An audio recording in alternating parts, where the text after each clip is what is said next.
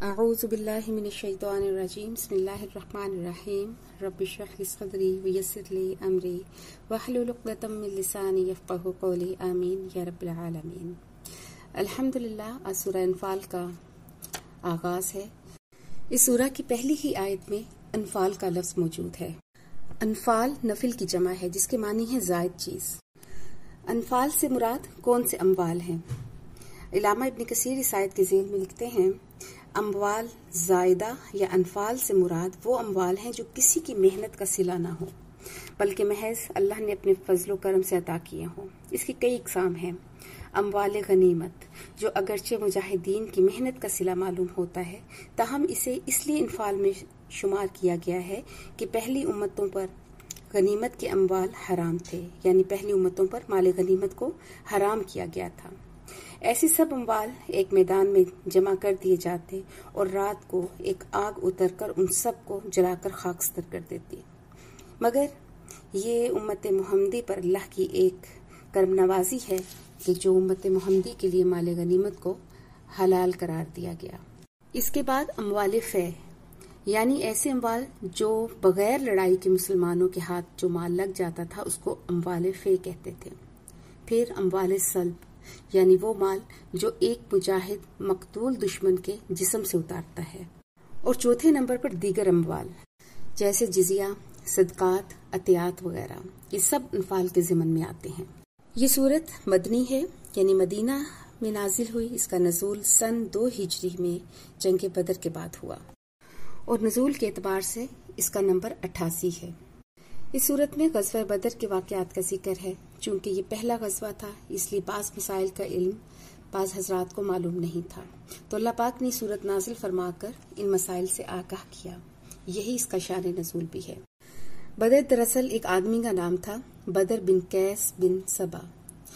उसने इस मुकाम पर एक कुआं खोदा था और कुएं का नाम इस शख्स के नाम पर बदर पड़ गया और फिर सारे इलाके को बदर का इलाका कहा जाता था। ये ग़ज़वा जैसे मैंने बताया कि 2 हिजरी 17 रमज़ानुल मुबारक को जुम्मे के दिन पेश आया। इस जंग में मुसलमानों को नाकाबिल यकीन फतह हुई। इसके बाद मैदान जंग से काफ़ी माल गनीमत हासिल हुआ था, मगर ये अम्वाल अमलन एक ग्रोह के कब्जा में थे। इस बिना पर जंग के बाद गनीमत की तकसीम पर कुछ इख्तलाफ पैदा हो गया। जंग में कुछ लोग पिछली सफ में थे, कुछ आप सल्लल्लाहु अलैहि वसल्लम की हिफाजत पे मामूर थे और कुछ लोग आखिरी मरहला में दुश्मन का पीछा करते हुए आगे निकल गए। इस तरह मैदान जंग से माल गनीमत लूटने का मौका सिर्फ एक खास फरीक को मिला। दूसरे लोग जो उस वक्त मैदान जंग से दूर थे वो दुश्मन के छोड़े हुए अम्वाल को हासिल ना कर सके। अब सूरत हाल ये थी कि असूली तौर पर तो जंग के तमाम शुरका, तमाम मुजाहिदीन अपने आप को माल गनीमत में हिस्सेदार समझते थे, मगर अमलन सिर्फ एक ग्रोह के कब्जे में ये माल था। एक फरीक के पास दलील थी और दूसरे फरीक के पास माल। तो फिर तय ये पाया कि जब हमारे दरमियान आप सल्लल्लाहु अलैहि वसल्लम मौजूद हैं तो उन्हीं से पूछ लिया जाए कि इस माल पर किस किस का किस तरह से हक बनता है। तो इसके मुतल्लिक अल्लाह पाक ने हुक्म नाजिल फरमाया, यसअलूना का, वो सवाल करते हैं आपसे। ये सवाल करने वाले कौन थे? सहाबा इकराम। और किन से सवाल किया जा रहा है? अल्लाह के महबूब नबी हज़रत मोहम्मद सल्लल्लाहु अलैहि वसल्लम से। कुल, आप कह दें, अल अनफालु लिल्लाहि व रसूल, कि ये गनीमतें अल्लाह के लिए हैं और अल्लाह के रसूल के लिए हैं, कि इसकी मलकियत और इसका कंट्रोल अल्लाह और अल्लाह के रसूल के हाथ में है। फत्तकुल्लाह, पस डरो अल्लाह से, व अस्लिहू, और दुरुस्त रखो, ज़ात बैनिकुम, आपस के मामलात को। माल गनीमत का तफसील के साथ हुक्म 10वें पारे में आएगा, जिसमें अल्लाह पाक ने फरमाया कि वअलमू अन्नमा गनिमतुम मिन शैइन फअन्ना लिल्लाहि खुमुसहु वलिर्रसूलि वलिज़िल क़ुरबा वलयतामा वलमसाकीनि वब्निस सबीली इन कुंतुम आमनतुम बिल्लाहि, कि अच्छे तरीके से जान लो कि बेशक जो तुमने हासिल किया है गनीमत में से, बेशक अल्लाह के लिए इसका 5वां हिस्सा है और इसके रसूल के लिए, और अल्लाह के रसूल के करापतदारों के लिए और यतीमों के लिए, मस्कीनों के लिए और मुसाफिरों के लिए है, अगर तुम ईमान रखते हो अल्लाह पर। तो इसकी तफसील इंशाल्लाह हम 10वें पारे में पढ़ेंगे। तो इसमें बवाक़िफ़ अल्लाह पाक फरमाते हैं, वातिउल्लाह व रसूलहू, और अताअत करो अल्लाह की और उसके रसूल की। इन कुंतुम मुमिनीन, अगर हो तुम मोमिन। اب اگلی آیت میں اللہ پاک حقیقی مسلمان کی تعریف کر رہے ہیں۔ اللہ پاک فرماتے ہیں کہ اس مومن کی علامات کیا ہیں۔ انما المؤمنون الذین، کہ پختہ بات ہے کہ مومن وہ لوگ ہیں، اذا ذکر اللہ، کہ جب ذکر کیا جاتا ہے اللہ کا، واجلت قلوبہم، تو ان کے دل خوف زدہ ہو جاتے ہیں اللہ کی عظمت اور بڑائی کی وجہ سے۔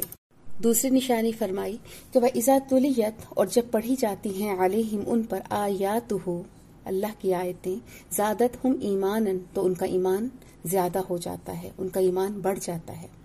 وَعَلَى رَبِّهِمْ يَتَوَكَّلُونَ، اور وہ اپنے رب پر توکل کرتے ہیں۔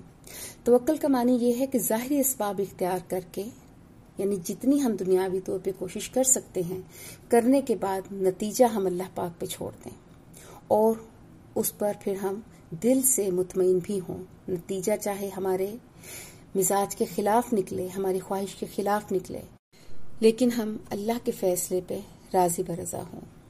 اگلی علامت الذین یقیمون الصلاۃ، مومن وہ لوگ ہیں کہ جو قائم کرتے ہیں نماز کو۔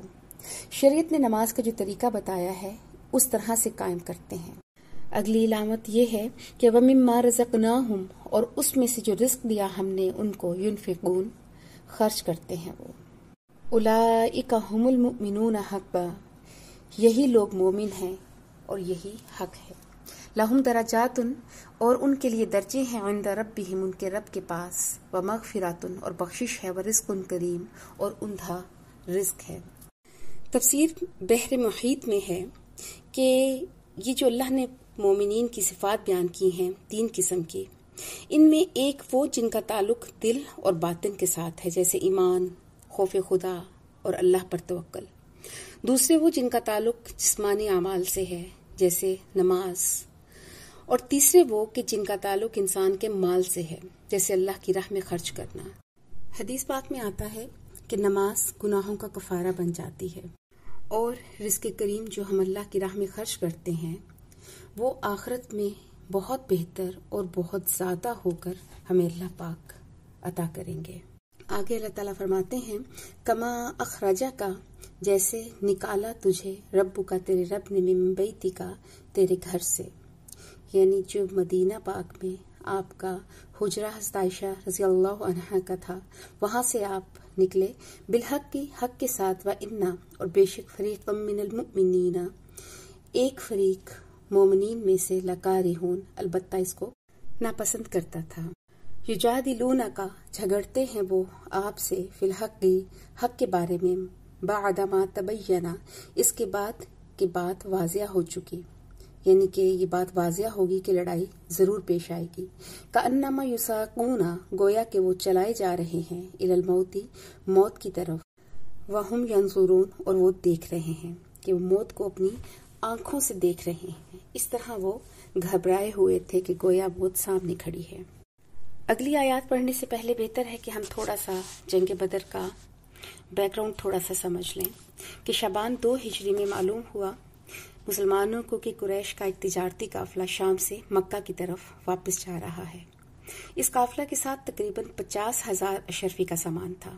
اس کا راستہ مدینہ کے قریب سے گزرتا تھا، اور یہ ان کو اندیشہ تھا کہ مسلمان اپنے دشمنوں کے اس قافلے پر حملہ کر دیں گے۔ چنانچہ قافلے کے سردار ابو سفیان بن حرب نے بہت تیز رفتار اونٹنی کے ذریعے مکے والوں کے پاس یہ خبر بھیجی کہ مدد کے لیے آؤ، ورنہ مسلمان یہ تجارتی قافلہ لوٹ لیں گے۔ مکے میں اس خبر سے بہت ایک جوش پیدا ہو گیا کفار میں۔ چنانچہ 950 سوار، جن میں 600 ذرہ پوش تھے، مکہ سے نکل کر مدینہ کی طرف روانہ ہوئے۔ آپ صلی اللہ علیہ وآلہ وسلم کو بھی تمام خبر مل رہی تھی۔ اب مدینہ میں مسلمانوں کے 2 گروہ بن گئے۔ ایک کا خیال تھا کہ شام سے آنے والا تجارتی قافلہ اس کو لوٹ لیا جائے، جبکہ دوسرا گروہ یہ کہتا تھا کہ مکہ سے مدینہ کی طرف بڑھنے والا جنگی لشکر جو ہے اس سے 2 ہاتھ کیے جائیں۔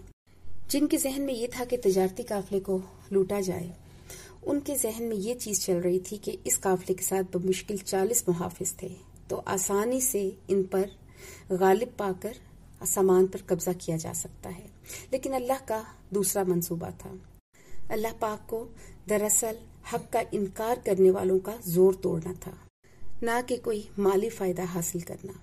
تو اللہ تعالیٰ نے کچھ ایسے حالات پیدا کیے کہ تمام مخالف سرداروں کو مکے سے نکالا اور ان کو مدینہ سے 20 میل کے فاصلے پر بدر کے مقام پر پہنچا دیا۔